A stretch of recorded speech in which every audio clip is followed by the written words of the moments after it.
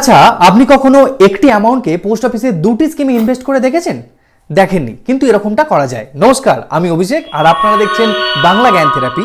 আজ আমি এই ভিডিওতে পোস্ট অফিসে দুটি স্কিম, এক এমআইএস বা মান্থলি ইনকাম স্কিমে একটি টাকা ইনভেস্ট করব এবং সেখান থেকে যে ইন্টারেস্ট আসবে বা যে ইনকাম আমরা পাবো সেই ইনকামকে আমরা আবার আরডি বা রেকারিং ডিপোজিট অ্যাকাউন্টে আমরা পোস্ট অফিসে ইনভেস্ট করব এবং জানবো এই দুটি স্কিমে একসঙ্গে একটি টাকা ইনভেস্ট করায় আমাদের ডাবল কি ইন্টারেস্ট আমরা গেইন করতে পারি।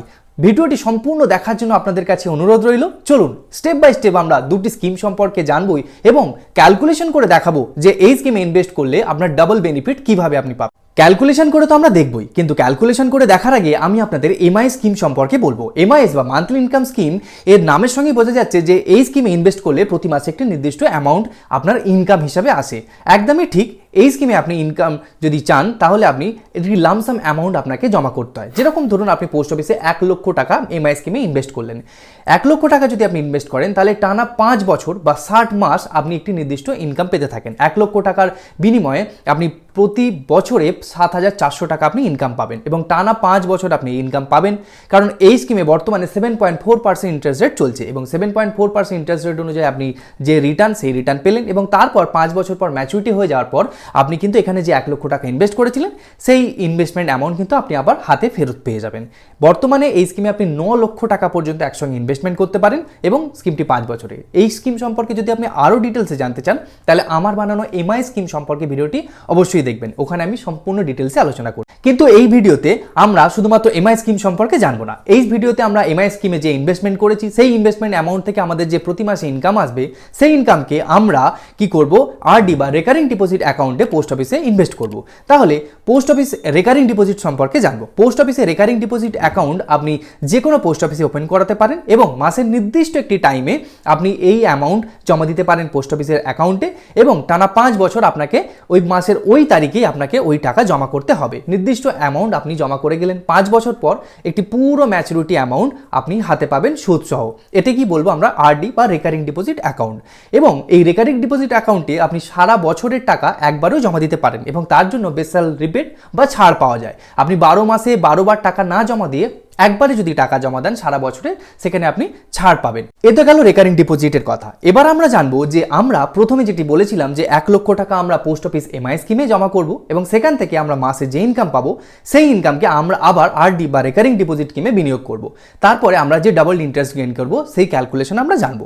তো আমরা প্রথমে কি করেছিলাম, 1 লক্ষ টাকা নিয়ে এমআই স্কিমে জমা করেছি এবং সেখান থেকে আমাদের বাৎসরিক 7,400 টাকা ইনকাম হয় বা 617 টাকা করে আমাদের প্রতি মাসে ইনকাম হয় যদি 1 লক্ষ টাকা আমরা এমআই স্কিমে জমা করি। এবং এমআই স্কিমে 7.4% অনুযায়ী 617 টাকা প্রতি মাসে আমাদের ইনকাম হচ্ছে এবং 617 টাকা আমরা কি করব, আরডি বা রেকারিং ডিপোজিট অ্যাকাউন্টে আমরা জমা করব, আমরা সেভিংস অ্যাকাউন্টে নেব না।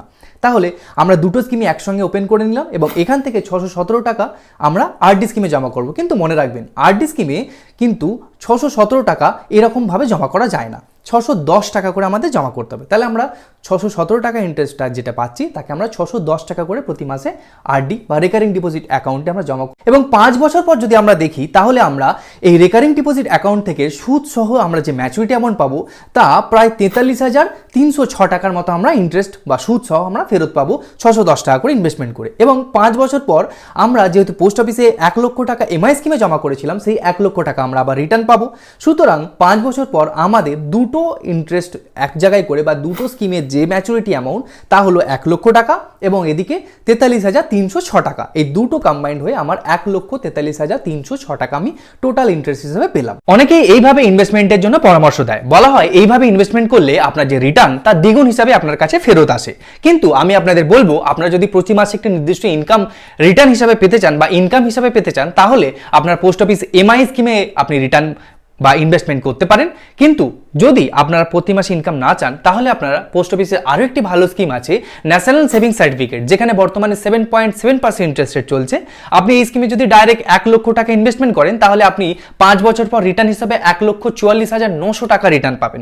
দেখতেই পাচ্ছেন আপনি একদিকে পোস্ট অফিসে দুটি স্কিমে ইনভেস্টমেন্ট করে আপনি 1,43,000 সামথিং টাকা পেলেন, কিন্তু এখানে আপনি একটি স্কিমে ইনভেস্টমেন্ট করে ওই একই সময় অর্থাৎ 5 বছর পর আপনি কিন্তু রিটার্ন হিসাবে এর থেকেও বেশি পেলেন। সুতরাং আপনি বুঝতেই পারছেন পোস্ট অফিসে অফিসের যে বিভিন্ন রকমের স্কিম আছে সেই প্রত্যেকটি স্কিম প্রত্যেকটা আলাদা আলাদা মানুষের প্রয়োজন অনুযায়ী বানানো। সুতরাং আপনি যদি আপনার নিজস্ব প্রয়োজন মনোনীত অথবা আপনার পছন্দ মতন স্কিম আপনি খুঁজতে চান, তাহলে আপনি আমার চ্যানেল ফলো করুন এবং সাবস্ক্রাইব করে রাখুন। আমার ডেসক্রিপশন বক্সে আমি এই সমস্ত যে ভিডিওগুলো তার লিঙ্ক দিয়ে রাখলাম, আপনি আপনার পছন্দ মতন স্কিমের ভিডিও অবশ্যই ডেসক্রিপশন বক্স থেকে ফলো করুন। ভালো লেগে থাকে তাহলে অবশ্যই লাইক করবেন এবং আপনার প্রিয়জনদের সঙ্গে শেয়ার করতে ভুলবেন না। ফিরছি পরের সপ্তাহে এইরকমই গুরুত্বপূর্ণ ভিডিও নোটিফিকেশন নিয়ে। ততক্ষণ পর্যন্ত আপনি চ্যানেল সাবস্ক্রাইব করে রাখুন আর সুস্থ থাকুন, ভালো থাকুন ও দেখতে থাকুন বাংলা জ্ঞান থেরাপি।